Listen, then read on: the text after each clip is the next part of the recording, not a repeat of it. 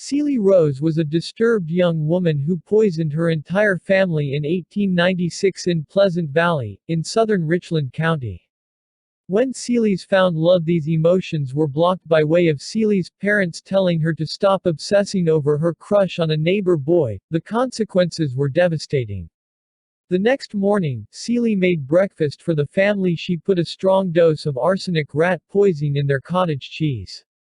Her father and brother passed away, but Celie's mother Rebecca hadn't eaten as much of the cottage cheese, so she was able to recover. She also figured out what had happened and tried to protect Celie from the investigators, even telling her what to say. But when Celie's mom started talking about moving away from the valley, Celie became agitated again, because she didn't want to be taken away from the neighbor boy Barry. So she finished her initial plan and re-poisoned her mother with a massive dose of arsenic. She was arrested and tried in late 1896 and found not guilty by reason of insanity on the charge of murdering her father. Since she had no immediate family, she became a ward of the state, and was sent to the Toledo Asylum in 1915. She was transferred to the Lima State Hospital, where she lived until 1934. According to some, Celie herself is still there. Sometimes, especially toward harvest time, people report seeing her ghost standing at the window on the side of the house where the fields were, where she used to stand and watch hungrily as her beloved Barry worked. Gore Orphanage is the haunted ruin near the city of Vermilion in Lorain County, Ohio.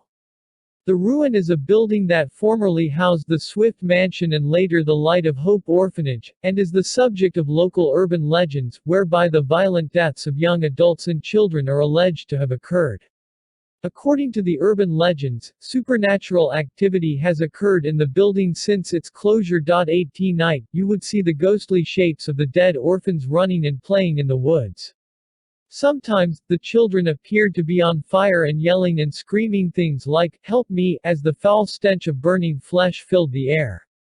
Other late-night visitors reported seeing bright lights swirling and weaving through the woods, which they took to be the ghosts of the dead children. And those who believed the orphanage fire had been intentionally set sometimes felt the spirit of the guilty party makes an appearance at the site in the form of a dark shadowy shape lurking near the foundation remains. Finally, occurrence at the orphanage site was people who parked and left their cars near the remains would find it covered with tiny handprints. Number 8. The House of Wills, a funeral home established in 1904 as G. and Wills. In 1907, the name was changed to J. Walter Wills and Sons due to the fact that the original partnership broke up. After that, John Wills decided to relocate his business. Eventually, he became so profitable that he moved his business again. The building that would become the House of Wills was originally designed by local architect Frederick William Stribiner sometime in the late 1800s to early 1900s. He chose to create a brick house built in the Gothic style. The building also had various other uses during its lifetime. For example, it was used as a hospital for Hungarian immigrants, as well as being a speakeasy during Prohibition, the home of the Cleveland Hebrew Institute, and a meeting venue for high-level Freemasons. It was one of Cleveland's, Ohio's longest-running African-American businesses when it closed in 2005.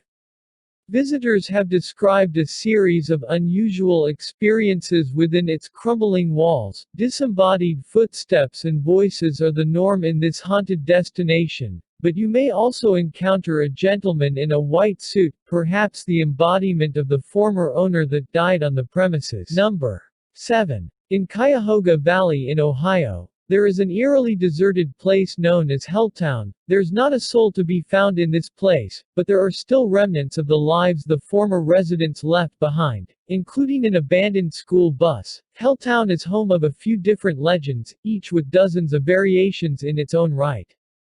All of which has led this area in Boston Township to be grouped as one haunted site and given an evil-sounding name. It is a dark, foreboding place where ghosts, cults, and even a serial killer were said to lurk.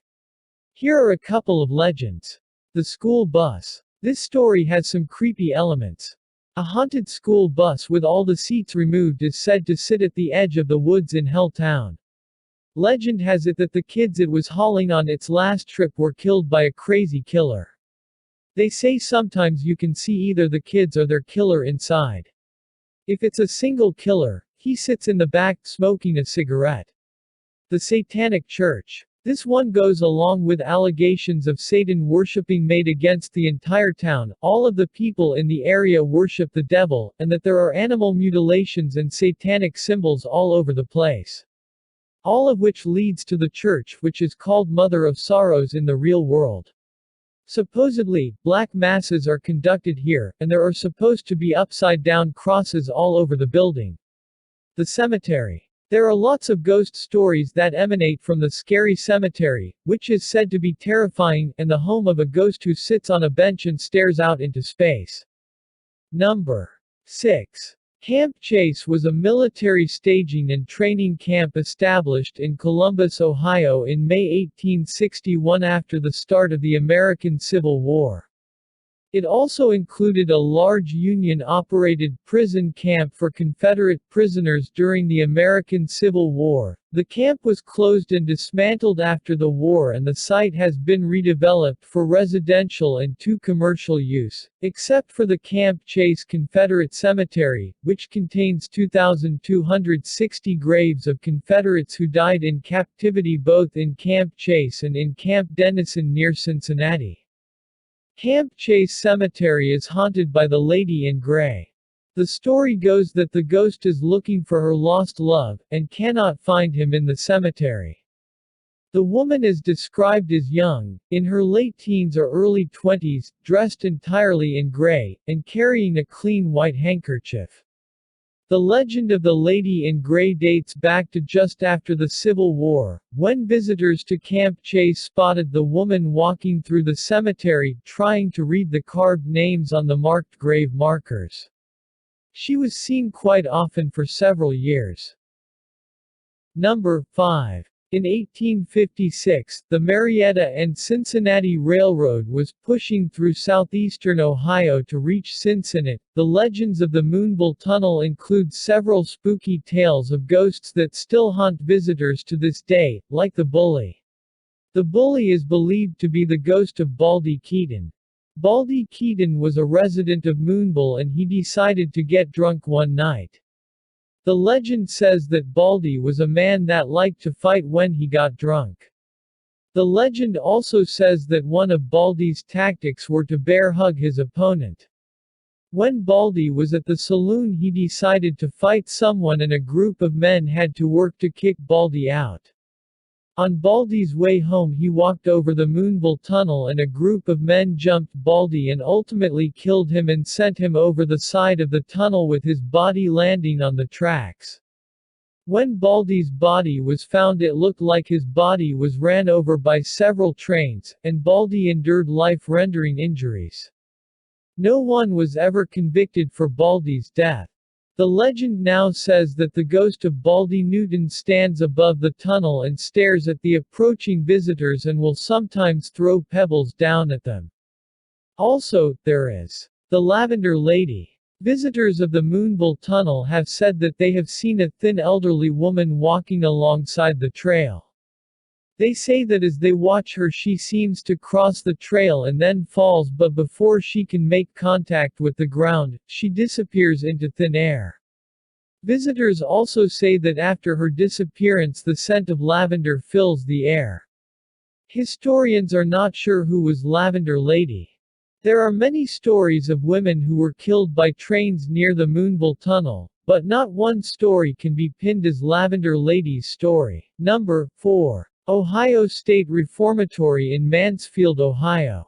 The Ohio State Penitentiary in Columbus, for nonviolent offenders on November 4, 1886, according to the Mansfield News-Journal.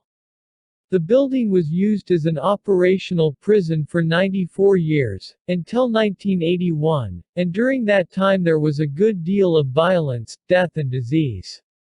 It's not surprising in the least to find out that the place is haunted. Visitors have reported seeing shadows, hearing strange noises and conversations, and experiencing feelings of anger, dread and sadness. The building itself is believed to be haunted by the ghosts of Arthur Louis Glatke, the superintendent at the prison from 1935 until 1959, and his wife Helen. The warden's wife died from an accidental shooting, and several years later the warden died from a heart attack, according to the Preservation Society. The couple's disembodied voices have been heard in the prison's old superintendent's office. A 14-year-old boy is also believed to haunt the basement, where he was reportedly beaten to death. Number 3. This sprawling 1920s English Tudor-style mansion was originally built as a private home, and now lives on as Punderson Manor Hotel. The mansion has belonged to the state of Ohio since the 1950s, and it opened as a lodge in 1966. After closing for renovations in 1979, the manor reopened and has been welcoming guests again since 1983. The ghosts. There are at least a dozen different sightings over the years, but the apparitions have not been identified. The creepiest sighting was witnessed by a group of people who saw a man in lumberjack clothing hanging by his neck from a rope in the dining room.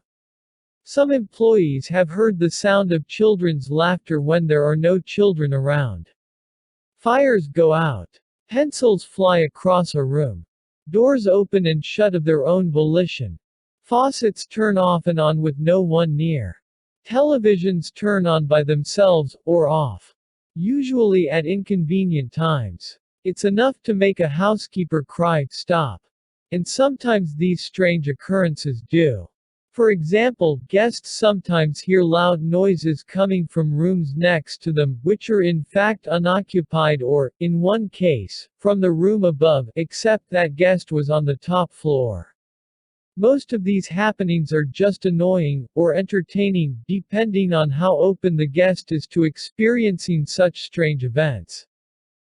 Number 2. Fairport Harbor Lighthouse. Known as the light that shone for 100 years, the Fairport Harbor Lighthouse is now home to a maritime museum and Sentinel the ghost cat. For over 100 years, inhabitants and visitors have reported sightings of a gray cat briefly skittering through the lighthouse. One museum curator even felt it curl up in bed with her.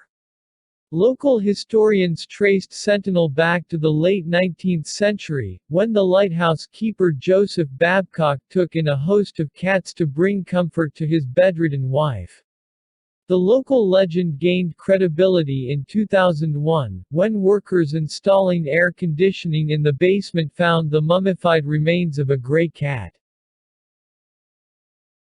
Finally, number 1, The Ridges, a building formerly known as the Athens Lunatic Asylum, has been a constant source of ghost stories and sightings for years. The building, now used as an art museum, was home to hundreds of patients throughout the late 1800s up until 1993. The combination of overcrowding, employment of more invasive treatments, and change in the mix of patients led to a number of incidents, including the unfortunate case of Margaret Schilling. On December 1, 1978, a patient named Margaret Schilling mysteriously disappeared. As the story goes, Margaret and several other patients were playing hide-and-seek with the nurses, who became distracted and forgot to look for her. The search began the next day when they realized she was missing, but was unsuccessful at first. Over a month later, a maintenance worker discovered her lifeless remains locked into a seldom-used building. Her decomposing body left a human stain on the cement floors. Repeated cleanings never got it out, and it remains there today.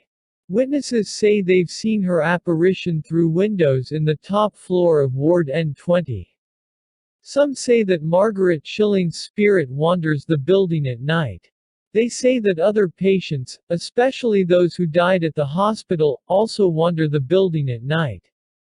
Rumors about patients shackled in basement torture chambers add fuel to the legends. Ghosts are sighted the most in the main asylum cemetery, which occupies the downslope of the hill behind the hospital itself. Only those patients whose families cared enough to pay for professional stones are identifiable by name, since all the state provided a patient with was a plot and a simple, narrow gravestone marked with a number. Hospital records tell who each number belonged to, which is why several of the unmarked stones are accompanied by veterans' plaques. Thank you for watching. Please like and subscribe. Leave a comment if there is anything you would like to see, because we're going to keep bringing you 10 more things you may not know, or maybe you do. Hope you enjoyed.